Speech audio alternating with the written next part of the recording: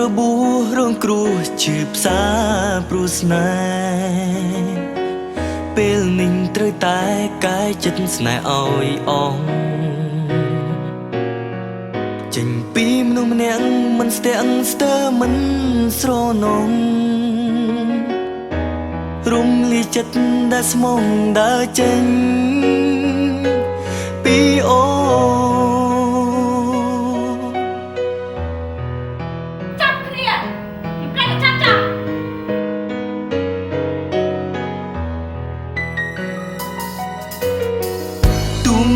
ចិត្តភ័ក្រក្តីមិនធ្លាប់ឈឺ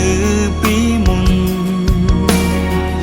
ក៏ស៊ូទ្រាំរែកពុនទាំងក្តីមួម៉ោ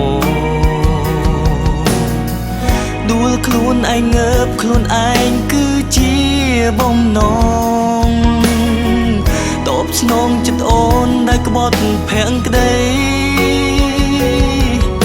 គុំនឹកសង្ស័យថាបងមិនហ៊ានប្រកាន់សង្គ្រាមស្នេហ៍នឹងចរណៃគុំនឹកស្មានថាបងនេះគិតខ្លីខុសហើយពីស័យមិនខ្សៃ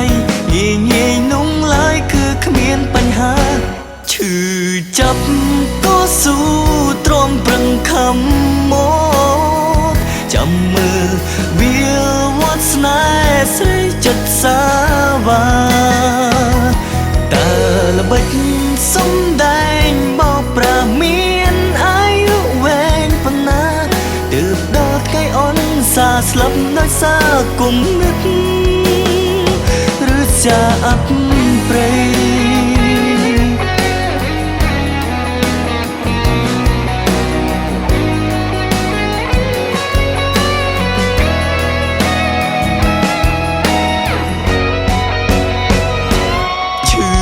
ចាប់ក៏ស៊ូទ្រាំប្រឹងខំម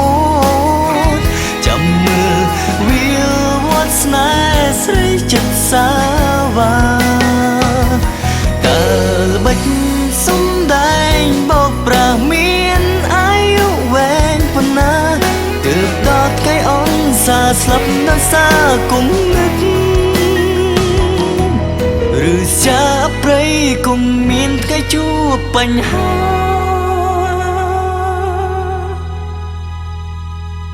ឈឺចាំដោយសារព្រម